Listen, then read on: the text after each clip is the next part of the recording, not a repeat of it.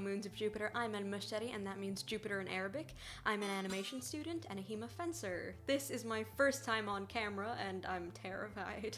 I don't even know if I'll be able to use this footage, but I'm not going to record an alternative script, so I guess I have to.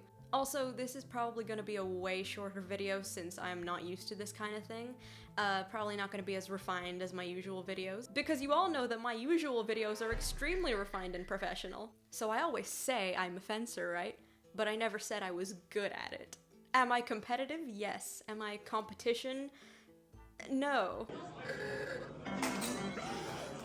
I've been doing it for nearly 2 years now, and most seasoned HEMA people on YouTube have been doing it for like 10 years and they have a wife and kids, so I don't expect to be collabing with them anytime soon. I'll be including a video of me and my friend fencing at the end of this video, unless it goes really badly, in which case I'm not posting that, just so you can see how I actually fence. It's definitely nothing amazing, but none of the other planets fence, so I have one thing over them. I really hope none of my actual, like, HEMA club friends see this. If you see this, no, you didn't. You didn't see this. You might be wondering, who is this? This is not my steel sword. This is my friend's steel sword, Lysithea. The sword, not the friend. He actually named her after one of the moons of Jupiter for me, which is really lovely. If I ever get a sword, I also will probably want to name it after one of the moons of Jupiter, but I don't see myself getting a sword in the near future because these things cost around 300 pounds. That's, like, a lot. So a lot of HEMA-related content on YouTube is based around tutorials, and I just thought, what if there was a game around it? But I thought, what if there was a game based on HEMA? And some nerd's probably gonna tell me that there already is one. And also, a lot of sword fighting in video games is pretty inaccurate, because why would it be accurate? Okay, so here's my game concept. You guys all know about Steven Universe because you're my audience, and I assume you all know. But basically, how gems work in that show is that these gems are like tiny supercomputers that project weighted hologram bodies outside of them. Well, my idea is, what if swords were like that? Kind of like how in Skyward Sword, there's a sword spirit. Well, I thought, what if swords were kind of like that? You'll know if you've played Skyward Sword that the Master Sword has a sword spirit inside of it called Fi. I know it's pronounced Fi, but that's ugly and I don't care.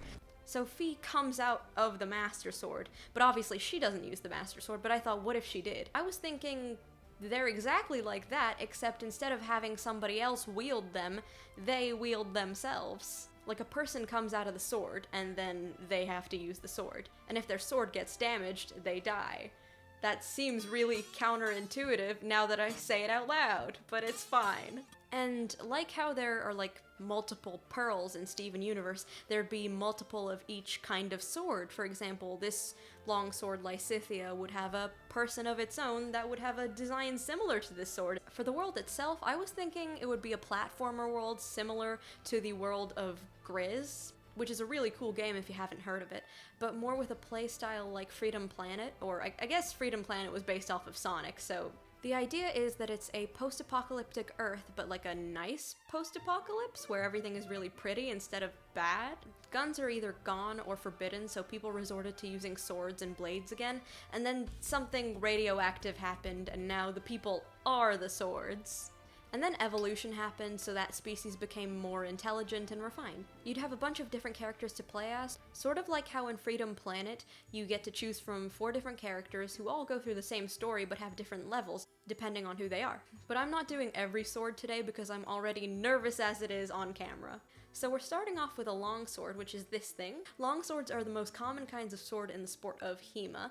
There are several different longsword systems, namely the German and Italian systems. So for German systems, you have Johannes Lichtenauer, and for the also German systems, you have Johann Meyer. Then there are the Italian systems, one of which is Fiore de Liberi's system, Flower of Battle. Well, okay, that's the name of the book, that's not the system. Fiore is known for his aggression and wanting to drop his sword so he can strangle you instead. And there's also the Italian system of Vadi, who is known for being, like, the bootleg version of Fiore.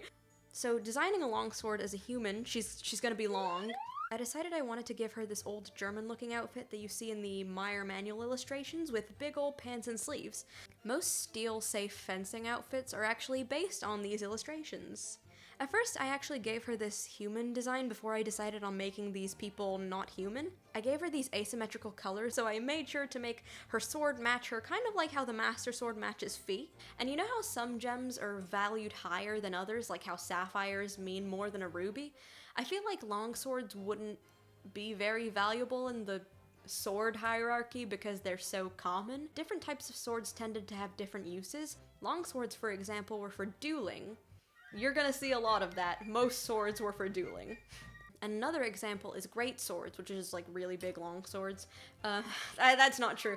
Great swords in the past would have been used for stuff like crowd control. I animated this little clip of Longsword Lady doing a move similar to something called a Zornhau Ort. A Zornhau Ort is basically diagonal hit from... I don't know how to describe this without using... A Zornhau Ort is basically a diagonal overcut to long point. Long point is just holding your sword out real far, and then thrusting.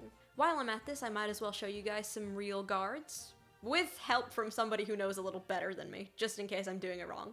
These are the guards I've been taught to use most. First is Vom Tag, the Day. I don't know why I said it like that. This is Flug, the Plow. This is Albert, the Fool, because you look undefended while doing it. And this is Ox, the Ox, cause you look like an ox. Anyway, next is, I should probably check if my phone is still recording. My favorite sword! Anyway, next is Rapier. I don't particularly like rapiers, mainly because I'm not a big fan of thrusting, mainly because I'm 4'8", and thrusting never goes well for me, because I'm never in range. So rapiers are also used for dueling, because like most swords are, but rapiers are later than long swords. I decided to make this character fancy as heck, because rapiers are like fancy old swords. I gave her a sort of musketeer look with a fencing cape. Fencing capes actually exist. I've seen one in action. They look a little inconvenient to use, to be honest, because I don't like the idea of having so much weight on me while I'm fencing, including the kit itself, because I don't know if you guys know, because why would you know? The steel-safe fencing kits are really heavy on your body, unless you get used to them. I can't really go over rapier guards because I'm not a rapier user, but apparently they're called first, second, third, and fourth. But that's not German rapier, that's Italian rapier. German rapier, there are German rapier systems like Meyer's rapier. I'm not gonna bother reading that one. I don't care how much I like Meyer, I'm not gonna pick up a rapier. Then there's Saber, which is like my second favorite sword to use because it's so fast. And also you can learn it in like 5 minutes because there's nothing to learn, you just hit people. Okay, that's not true. Saber is actually not used for dueling. Saber is actually a sidearm, meaning you'll be fighting with something like a spear, and then when your spear is no longer useful or you've gotten too close to an opponent to use your spear, you take out your saber and start fighting them. Saber is a really petty system in my opinion because there's a move where you pretend you're gonna go high, you run at somebody, and then you actually go low and cut off their, and then you move on to the next guy. At first I was gonna make the Saber character look a little more piratey, but there's another sword that's way better for that called the Cutlass, which is a naval sword. In terms of design, I made the Saber person really curvy in terms of design, like in terms of the body, because the Saber is a curved blade. If this was actually a platforming game, I imagine Saber would have the fastest speed. Lastly, there's Messer. The fun thing about Messer is that Messers are not swords, they're just oversized knives. So Messers are not like swords in the fact that they are not swords, but they are also like... So as I was saying, this is a crossguard to prevent your hand from getting hit, but Messers actually have a third quillion called a nagel to also prevent your hand getting hit. Why doesn't every sword have that? I don't know. So Messers are also used as sidearms, and sometimes they're used in tandem with daggers. But that can go for like every sword, except for two-handers like long swords. Did I mention that long swords are two-handers? Okay, that was short, but also it feels like I'm being experimented on. This is so hard. And like I said, this is more of an experimental video for me, but onto like some kind of insane news. Some people on Tumblr made moon sonas for me, because you know how I refer to my subscribers as moons of Jupiter? Some people actually designed some of their own. One of them being Corey from Beautiful Queen XY's Girl, really cute art style. And the first was actually It's Cry Lady, who made Irene, who is also really wonderful, and you don't need to put yourself down, your art style is completely fine. And thank you guys for your outpouring of love toward my Robin Hood story. I really enjoy it too. So yeah, this has been my first time on camera. Never doing it again. I'm kidding. I probably will do it again, but it's kind of nerve-wracking, I guess. No, I don't guess. I know, because I've done it. So, yeah. Thank you to my friend for lending Lysithia to me. And thank you to Lysithia for being something for me to hold on to. So as promised, here is that video of me fencing. The person in the video is the person who owns Lysithia, actually. I hope you enjoy that.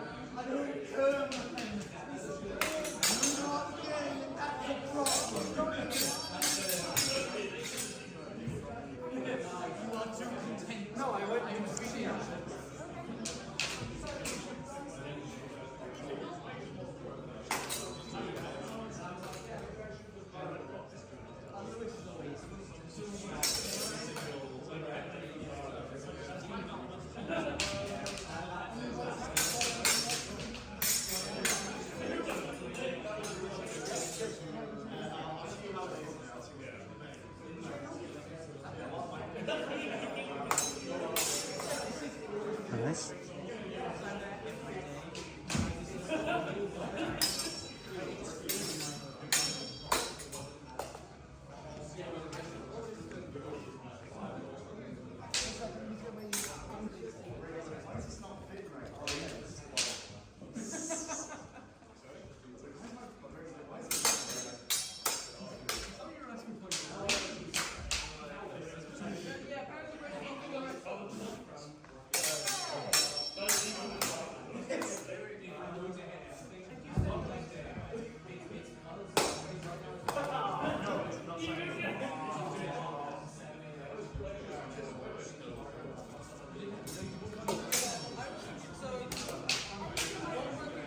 No, that's fine.